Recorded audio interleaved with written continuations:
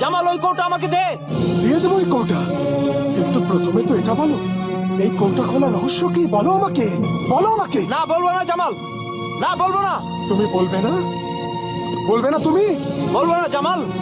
আমি এখনই তোমাকে বোঝাচ্ছি, না এখনই তোমাকে বলছি যে আমি তোমাকে কি করব। জামাল, জানো, তুমি বাধ্য হয়ে এই কৌটা খোলা রহস্য আমাকে বলে দাও। হে আমার সাহারার দরবেশ, তোমার আমার সফর তো এখানেই শেষ। এখন তোমাকে আমি এখানেই খুন করব, আর ওই 4টা উট নিয়ে আমি আমার অঞ্চল মিশরে রওনা হয়ে যাব। আর তুমি তুমি তো এখানেই ছটফট করতে করতে মারা যাবে, বুঝতে পেরেছো? না জামাল, না আমি মরবো না। যতক্ষণ আমার লক্ষ্য পূরণ না হবে আমি মরবো না। হে বিবেকহীন বেঈমান মানুষ, তুই একজন অকৃতজ্ঞ মানুষ জামাল। অকৃতজ্ঞ মানুষ সে যে উপকারের কথা ভুলে যায়। ভুলে যাও মানুষের কখনো কখনো উপকারের কথা মনে হয়, কিন্তু তুই তুই একজন উপকারীর জন্য শত্রু। তুই উপকার বলতে কিছু জানিস না।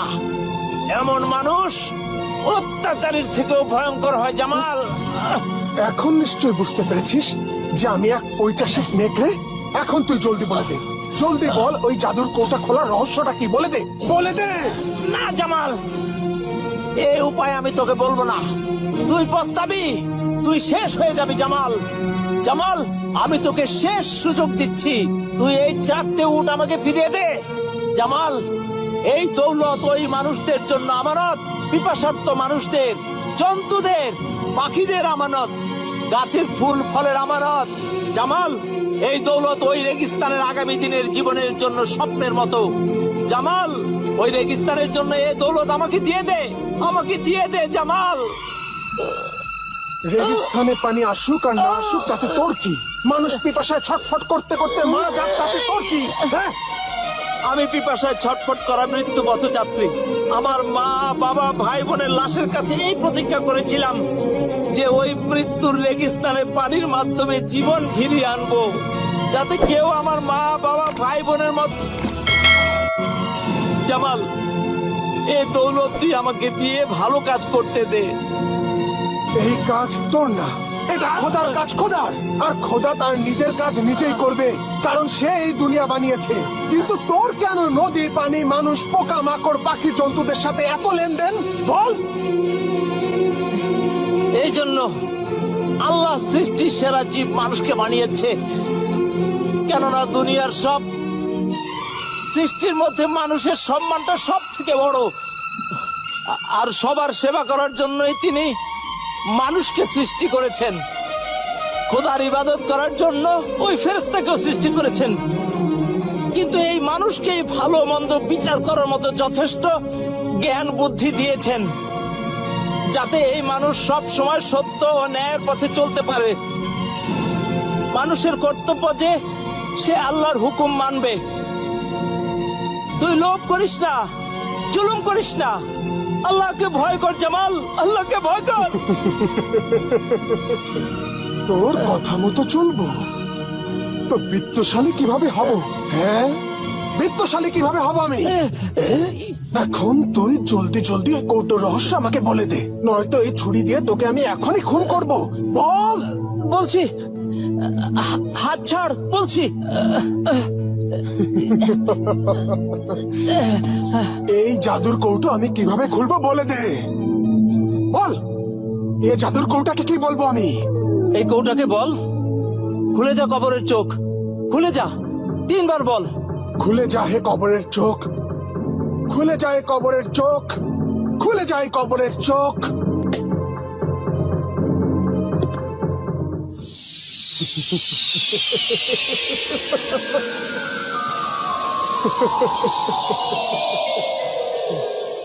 বল হে জাদুর পরী, এ জাদুর কৌটোর রহস্যটা কি? বল। হে দৌলত লোভী গোলাম, মানুষ রূপী শয়তান, তুই আমার মালিক না। আমার মালিক শুধু মহৎ মনের ফেরেস্তার মতন সাহারার দরবেশ। আমি শুধু তার প্রশ্নের জবাব দেব। হে আমার নান্নি মুন্নি নিষ্পাপ পরি, এই জালিমের ছুরিতে আমার রক্তের পিপাসা। আমি তো ওই উদ্দেশ্য জানি, এখন তুই এই লোভী মানুষটাকে ওই উদ্দেশ্য জানিয়ে দে নিষ্পাপ করি, বলে দে। শোন হে নিষ্ঠুর দিনহীন বেঈমান, এই জাদুর কৌটার উদ্দেশ্য এটাই যে এটা কবরের চোখ, জমিনে কবর দেওয়া, লুকানো সব গুপ্তধন দেখা যায়।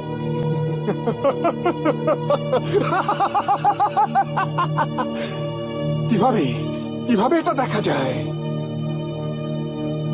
এটা দিয়ে দেখা যায়। এই সুরমাদানিতে সুলেমানি সুরমা আছে। এটা কিভাবে দিতে হয় আমার মোহতারম হুজুর সাহারার দরবেশের কাছে শুনুন।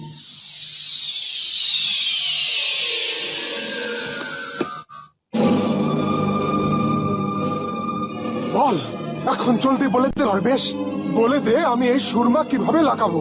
এই সুরমা একবার এক চোখেই দিবি, ডান চোখে। বাম চোখে দিবি না জামাল, দুই চোখে দিবি না জামাল, শুধু ডান চোখে দিবি জামাল, ডান চোখে।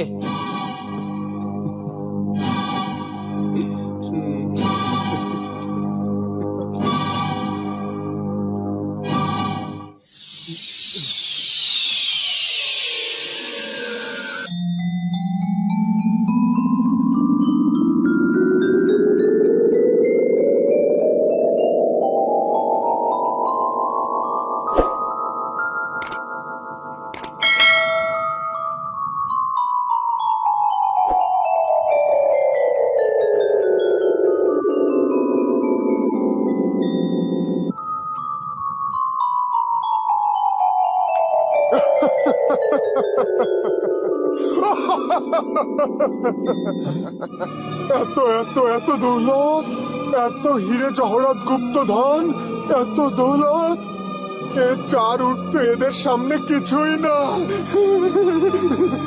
এই সুলেমানি সুরমা দেওয়ার পরে জমিনের মধ্যে লুকানো সব গুপ্তধন দেখতে পাচ্ছি, হিরে মতির বিশাল সমুদ্র দেখতে পাচ্ছি।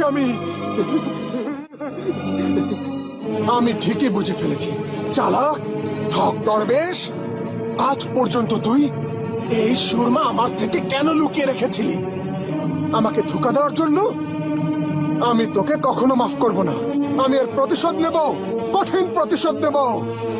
আমি তোর চোখ অন্ধ করে দেব, অন্ধ করে দেব তোর চোখ, যেন তুই গুপ্তধন দেখতে না পারিস।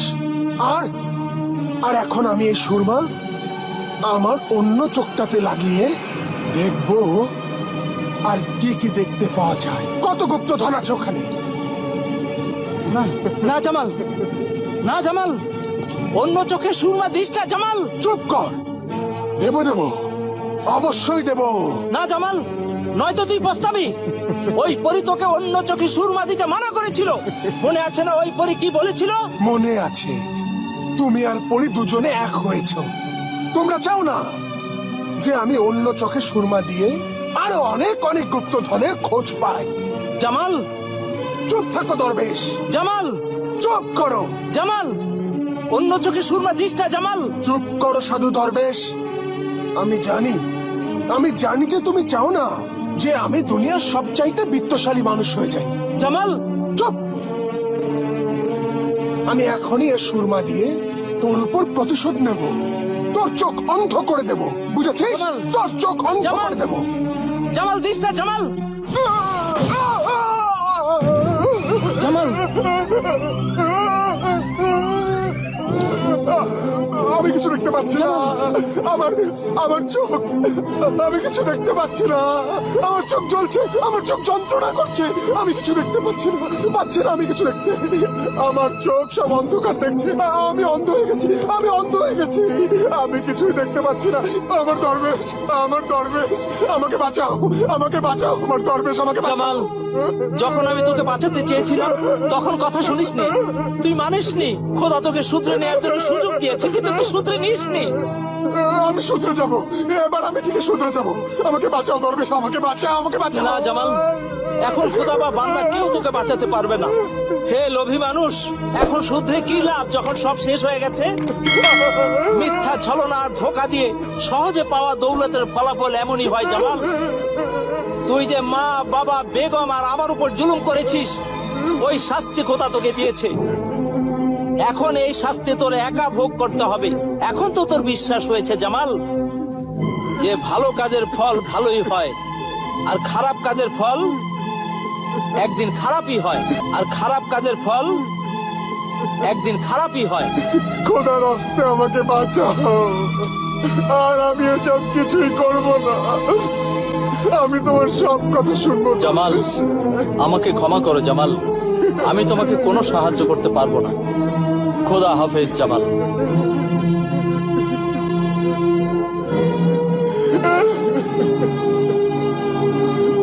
আমার চোখ, আমার চোখ, আমার চোখ অন্ধ হয়ে গেছে। আমি অন্ধ হয়ে গেছি, আমি অন্ধ হয়ে গেছি, আমি অন্ধ হয়ে গেছি। এভাবে আমি অন্ধ হয়ে গেছি। আমার জুলুম, অন্যায় আর গুনার জীবন্ত এক ছবি হয়ে গেছি আমি। দুনিয়াকে শিক্ষা দেবার মতো সত্য কাহিনী তোমার। অনেক দুঃখজনক পরিণতি হয়েছে তোমার।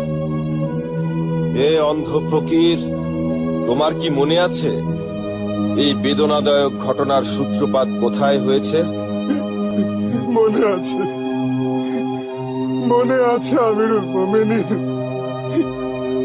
আমার এই পরিণতির জন্য আমার খারাপ বন্ধুরাই একমাত্র দায়ী। খারাপ বন্ধুদের সঙ্গ থেকে এক মেয়ের সাথে বন্ধুত্ব হয়, তারপর মদের দোকান আর জুয়াখানায়। প্রথমে তো দোস্তদের খুশির জন্য যেতাম, তারপর অভ্যাস হয়ে যায়, আর খারাপ বন্ধুদের দেওয়া অভ্যাসেই আমার মা বাবার উপর অত্যাচার করেছি, অনেক বিরক্ত করেছি। বেগমকে তালাক দিয়েছি আমি। এ সব কিছুই গুনার শাস্তি।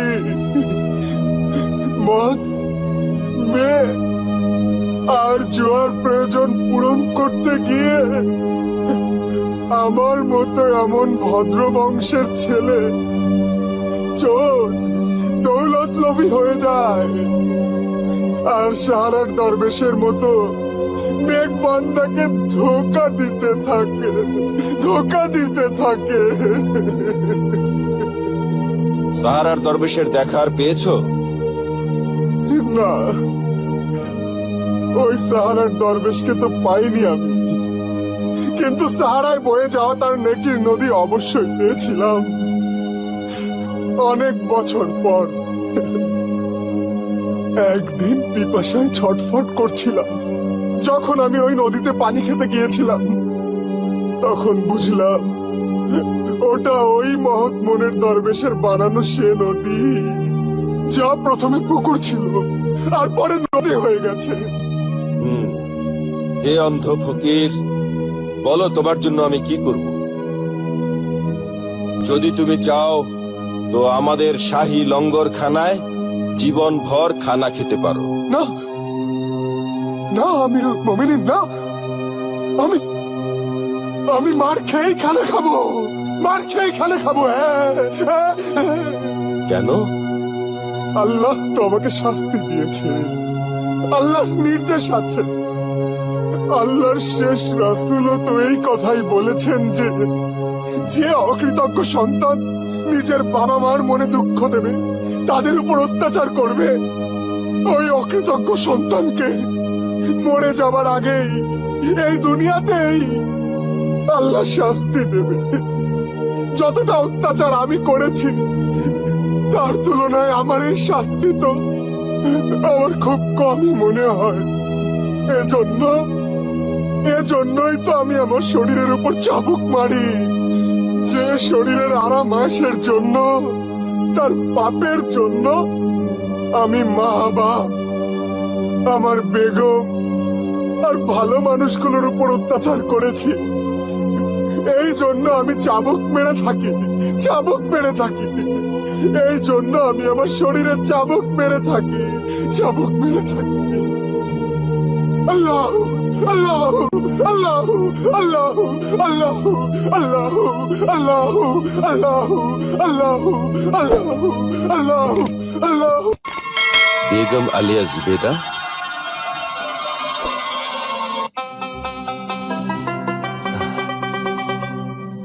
অন্ধ ফকির জামালের কাহিনী শুনেছেন আপনি? হ্যাঁ, শুনেছি হুজুর। বাস্তবতা কতটা ভয়ঙ্কর আর সত্য কতটা যে কঠিন হয়, এই অন্ধ ফকির জামালকে না দেখলে আমি কখনোই এই কাহিনী উপলব্ধি করতে পারতাম না।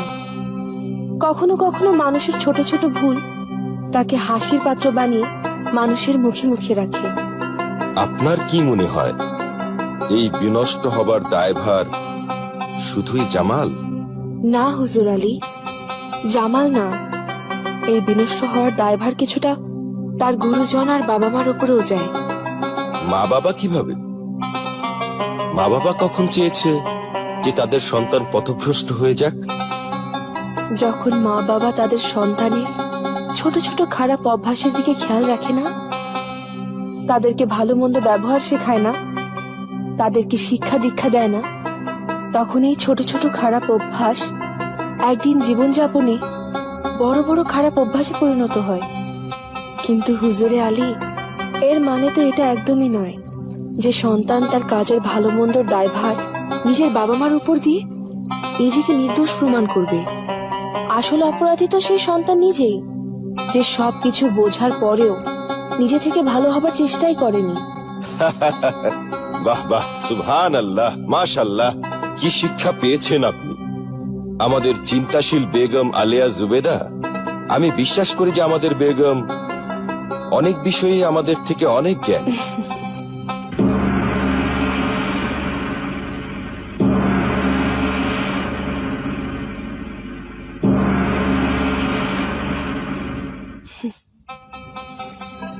যান হুজুর, আপনার দায়িত্ব পালনে যাওয়ার সময় হয়ে গেছে। ক্রিয়া বেগম, দেখতে হবে আজ আমাদের ভাগ্যে কোন কাহিনী অপেক্ষা করে আছে, কাকে পাওয়া যাবে। যাকেই পাওয়া যাক, এটা প্রকৃতপক্ষে তারই ভাগ্য হবে, এটাই নিয়তি। আল্লাহ হাফিজ। আল্লাহ হাফেজ।